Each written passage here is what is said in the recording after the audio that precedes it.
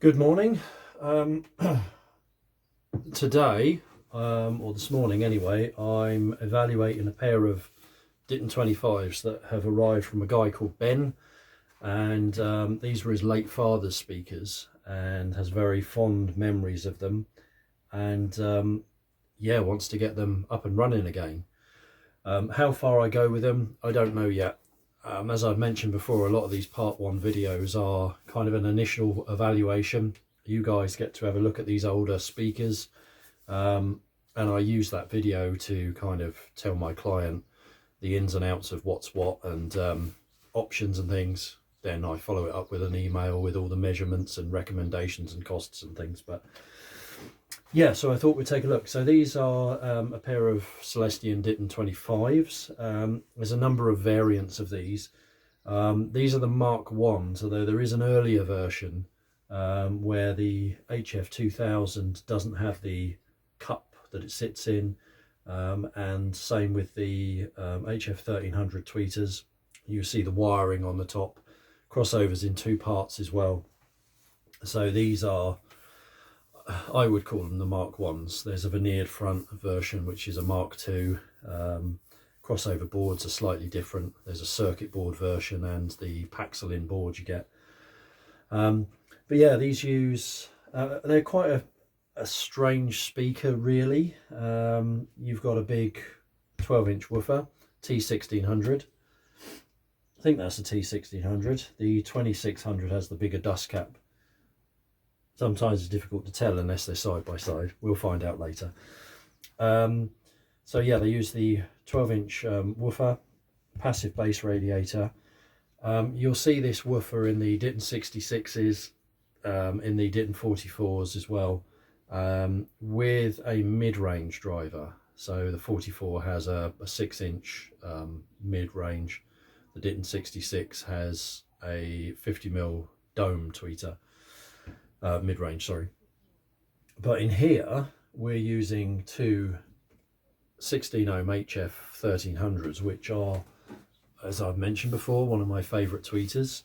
They can play quite low, but as the name would suggest, HF 1300 at 13 kilohertz, they dive off a cliff, which is why you'll see them used in things like the BC1 with a Coles super tweeter, in Rogers speakers with the HF 2000, which really is a super tweeter. You don't see this tweeter used with a mid-bass driver. It's always used as a super tweeter, or a tweeter that plays from like 4 kilohertz upwards, because it can't dig any lower, and if you do, you sort of burn them out, which is 9 times out of 10 the reason these fail. Crossover components go out of tolerance. Low frequencies are fed to the HF 2000 and they burn out. So yeah, you're asking a lot of this 12-inch woofer to play up high. Crossover point is around the 1500 to 2000 hertz area. Like I say, these tweeters can play quite low, which it really is why they've used two of them to cross over lower than you normally would. You typically see these crossed at around 3000 hertz, but they can be crossed lower. And then I think we probably crossed to the HF 2000 at about 10 kilohertz. So yeah, odd speaker.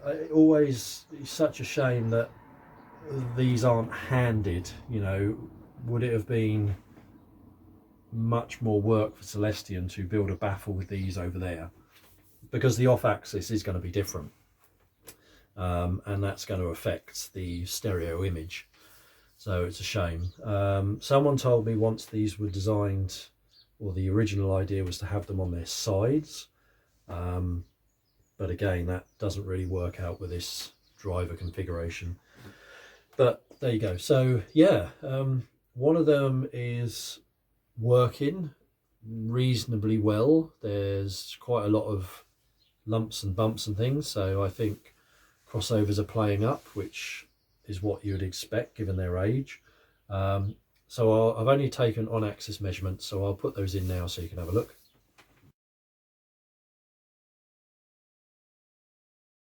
And I also took a phase relationship measurement, which kind of tells you where the rough crossover points are.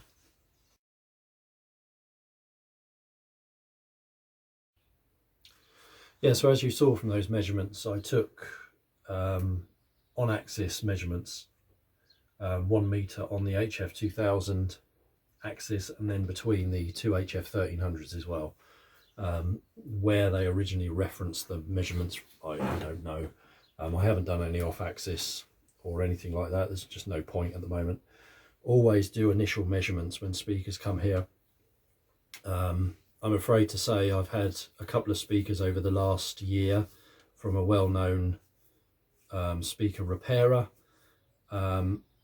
who's listened to them, just, I would say, blindly recapped them, and then he listens to them again, I think. But the measurements are just so critical.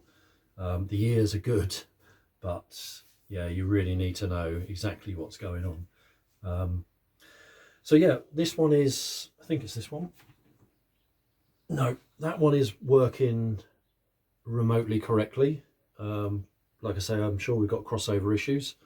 This one's dead as anything, nothing, no bass, no tweeter, no super tweeter.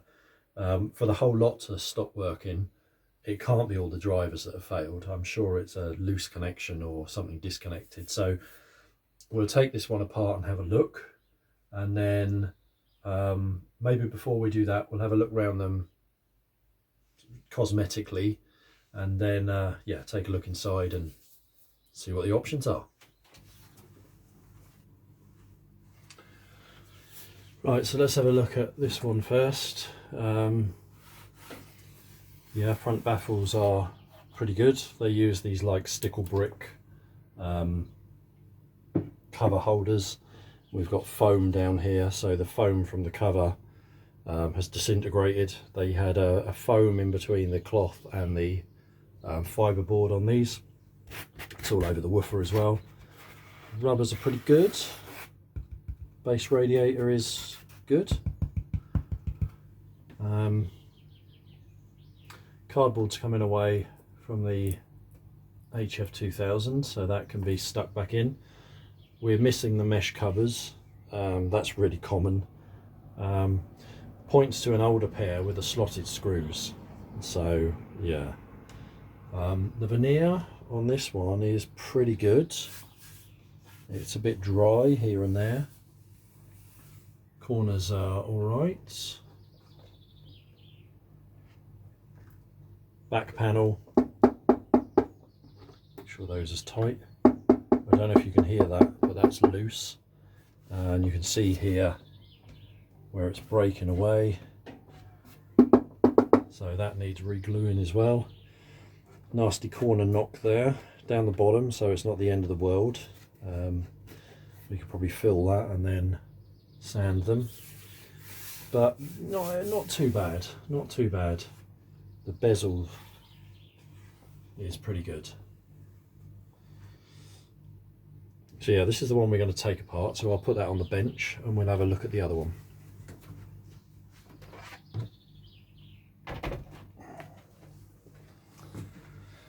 So this is the working one, but cosmetically I'd say it's the worst of the two really. So same thing again, rubbers are good. Nice spider cobweb there. All the foam from the cover has disintegrated and dropped down all over the drivers. Cardboard on the HF 2000 wants sticking back in. Black on these is very dull compared to the others, the other one. So the bezel moulding is pretty good. Yeah, veneer's pretty good, corners are good. Bit of a knock there. Back panels again.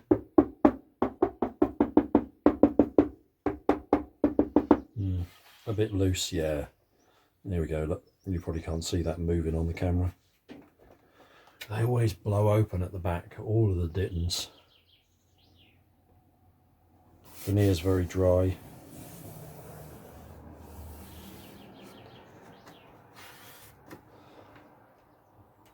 The old thumb screw binding posts as well. It's always good to change those for banana plugs. So yeah, the cabinets want re-gluing.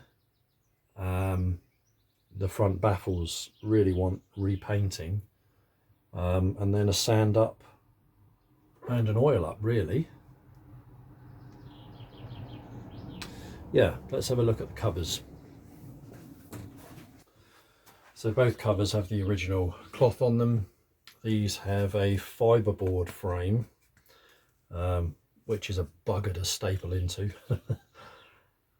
So cut out for the base radiator, woofer, tweeters and super tweeter. All the foam has disintegrated and is all piled up down the bottom. So it's all lumpy down there. Cloth is really stretched, really loose. So ideally would be reclothing these. And it's the same with the other. This has got quite a big water stain all the way down it. But yeah, same thing really. Right, let's have a look inside the speaker that isn't working and see what's going on.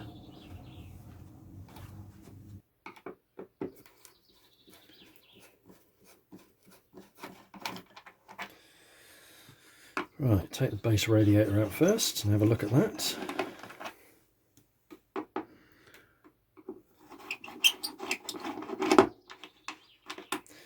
Obviously these are passive base radiators.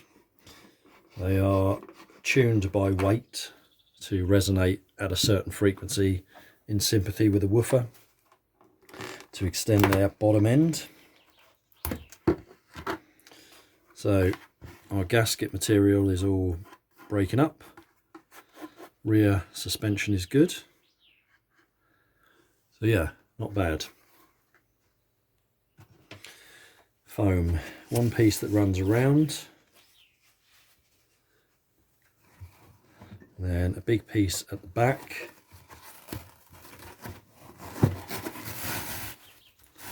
And our crossover is behind the woofer. So let's take that out next.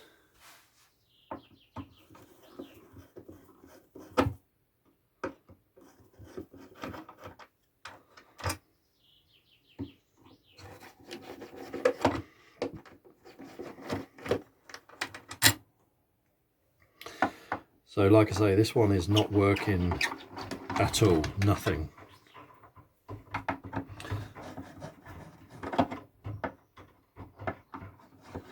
Hang on, I've got to let the cat in.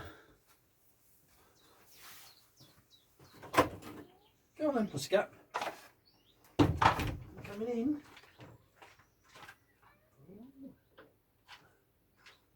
Hello. What are you doing? Eh? Pussycat. Hello. You going on the chair? There you go. Right, let's have a look behind here. No, it's going out.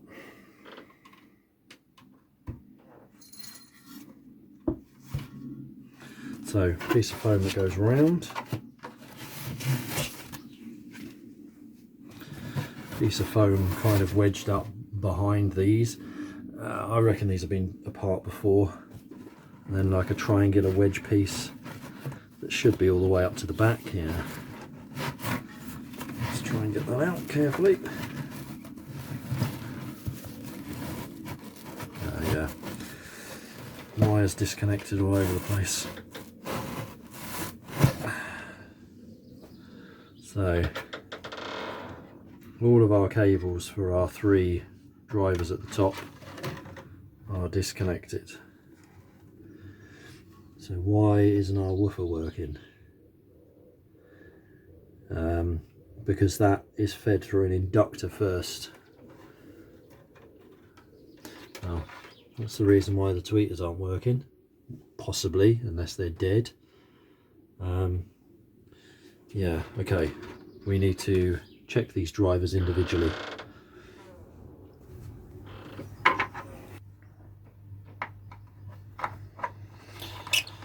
Yeah, so the HF2000 and both the HF1300s have been disconnected from the crossover. The woofer was still connected, so yeah, I'm a bit concerned. Right, so I'm going to test these on DATs.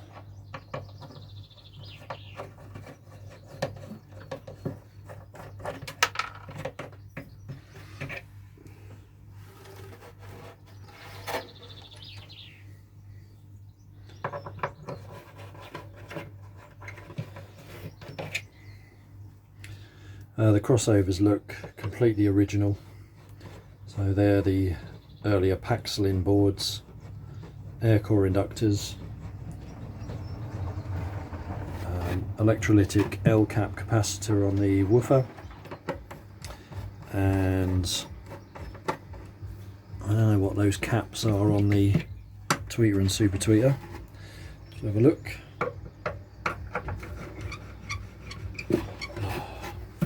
All these little T-nuts drop out. It's really annoying. These little things.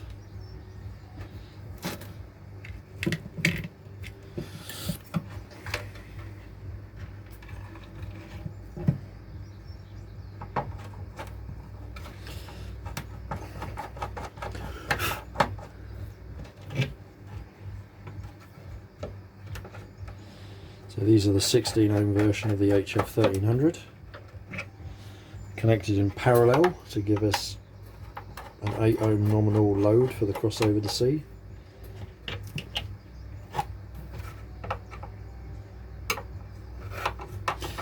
Weirdly, I've got a guy called Richard dropping a pair of these off later.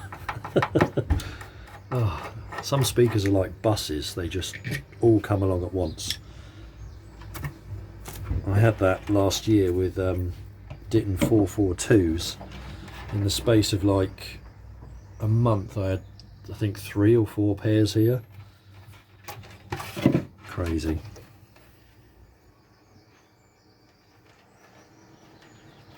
Oh, and I've got my own pair of these as well.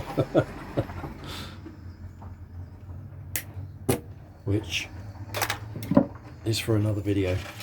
They're an empty pair of cabinets, so I'm going to turn them into something. Right, let's test all these drivers. Right, let's take a look at all these tweeters first.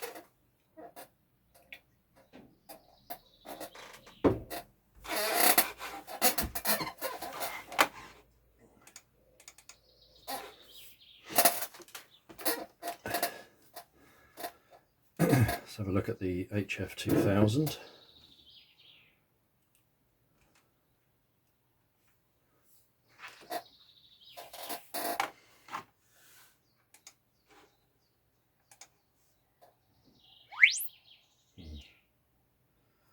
Sounds pretty rough.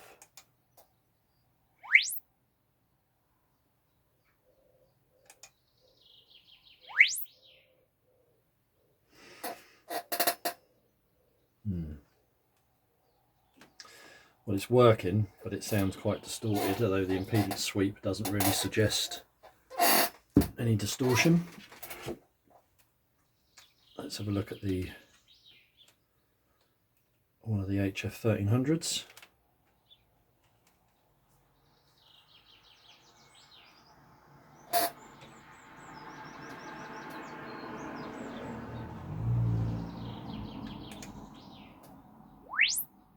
Clean.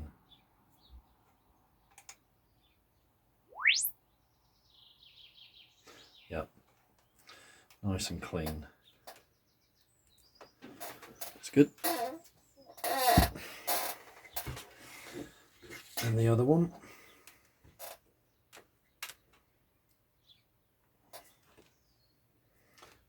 We should see the same or very similar impedance sweep. Yeah, pretty much.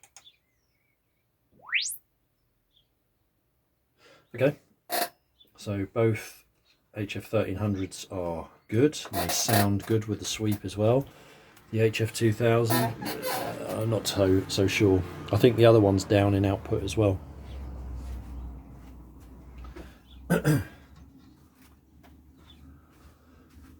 let's have a look at the woofer, because this was all connected okay, so not quite why this wasn't working.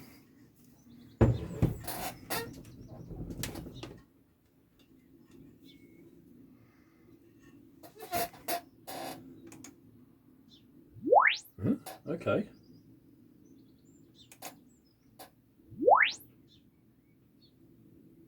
That's all right. Right, let's have a look at the crossover. Right, so quite why when our woofer's working we have no output is a bit odd, so let's do a bit of continuity checking around the board first before we look at the components. Right. So let's just look at our positive first. Make sure it goes around the board.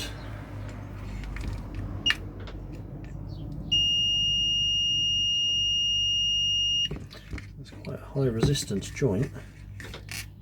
That ain't looking very clever.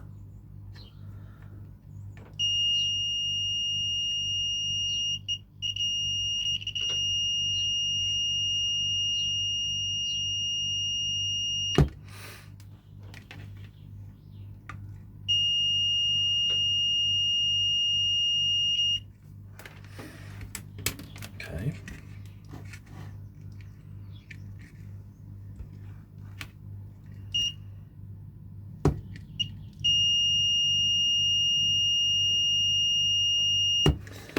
So our positive wire in is very badly soldered there.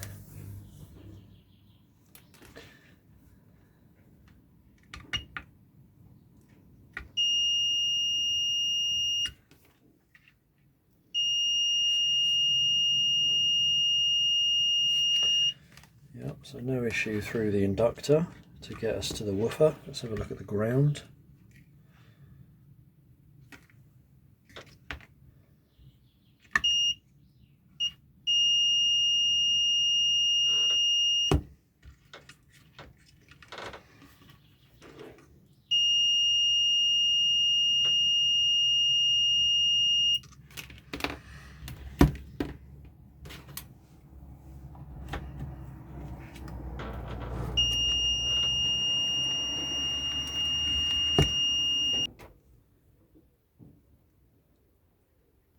Sure that's on there. Yeah, okay. There's a break in this somewhere. There. How weird. Right, let's have a look at the rest of this. Right, so the crossovers for these are a bit odd because they're what I would call upside down. And you'll see what I mean in a minute.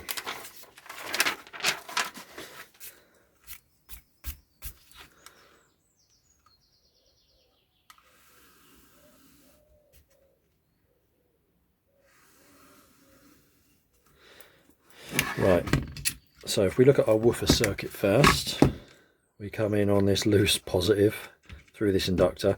I'll take the values of these. Of recent I've missed doing the inductor values on a few speakers, and I've been asked for the schematics and I haven't recorded them. So we go out to the positive of our woofer.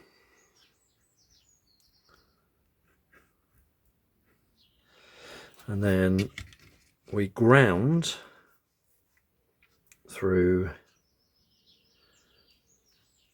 a 25 microfarad electrolytic, and then this little inductor. This is teeny tiny gauge wire, and from memory it's like 4 millihenry. It's quite big. So we'll see what that is. Right, so if we carry on, this is where it goes a bit upside down, as I called it. If we carry on through our positive, let's look at our super tweeter circuit first. We come in through our inductor. Yeah, this is where it gets confusing drawing this. If we look at the ground first, we come up almost, yeah, upside down, 2.2 microfarad up to the positive of our HF 2000, and then we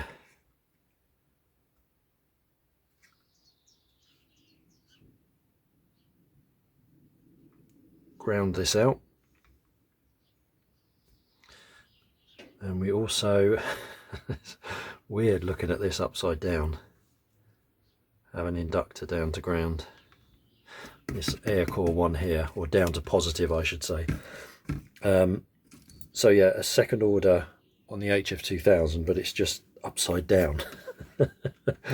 It doesn't actually make any difference because obviously the signal a speaker gets is AC, so it's changing polarity all the time. They could have, I'm sure, done this conventionally and just reverse the polarity on the drivers, but there you go. Right, so let's look at the I call it the mid-range circuit, the two HF 1300s. I'm going to do this upside down again. So we have on the ground, we have this inductor first into this cluster of caps, so we'll see what they are, and then we go out to our positive of our two HF 1300s, and these are both grounded, and we also, yeah, so also here we then have an inductor to positive, and this cluster of caps here to positive as well. Pretty sure that's correct. It's a bit of a mind boggle looking at it upside down. Ground through that inductor, pick up those capacitors, out to our HF 1300s to positive. Also on our output, pick up this set of caps down to positive, this inductor to positive. Yeah, weird. Right, let's see what these values are. Right, so this little lot here, which is that capacitor there, we've got 0.5, 0.5 and a 0.5 and 2.2.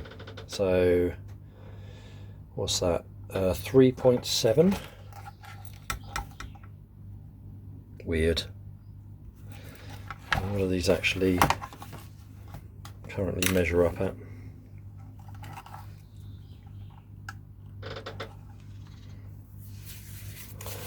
Uh, 4.16, so not a million miles out of the window. And then we've got this lot here, which again is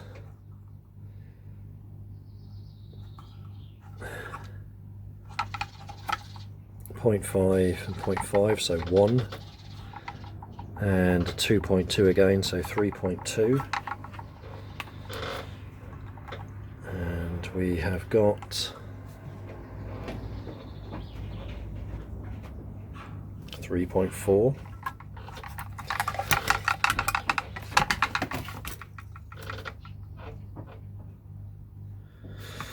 Right, let's have a look at these inductors. So this inductor here is completely disconnected, so let's see the value of that.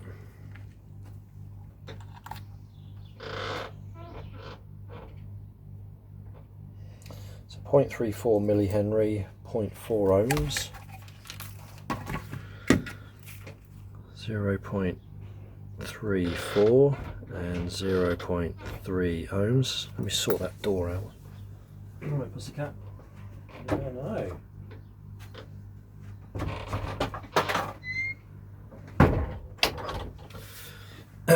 Right.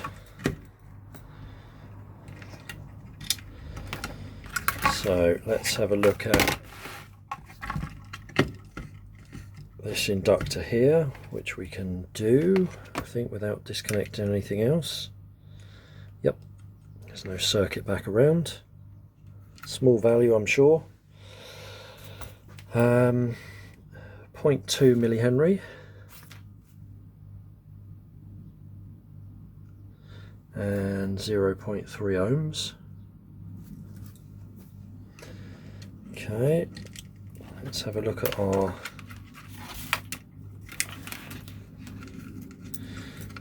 woofer inductor. Let's clip that out, so then we have no circuit running around elsewhere.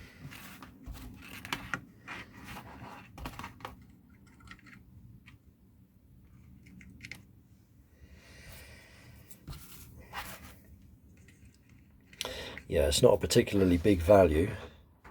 0.44.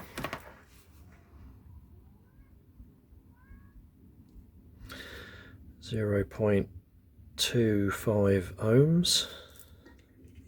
That was our little 25 microfarad holding up.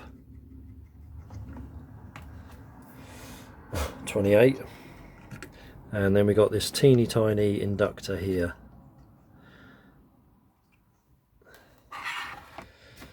So I'm going to call that 4 millihenry, and it's quite high resistance, teeny tiny wire, 7.8 ohms. Oh, we got this inductor here as well.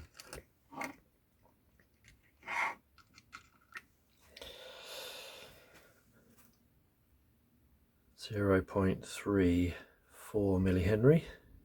Physically looks the same size as that one as well, so they're the same value. 0.3 ohms. Right, there we go. So if we have a look at that woofer circuit, we're rolling off, I think, around 1000 hertz, something like that. And then we've got our HF 1300s here, so this inductor is rolling the top of those off. And then our super tweeter circuit here. Well, there we go.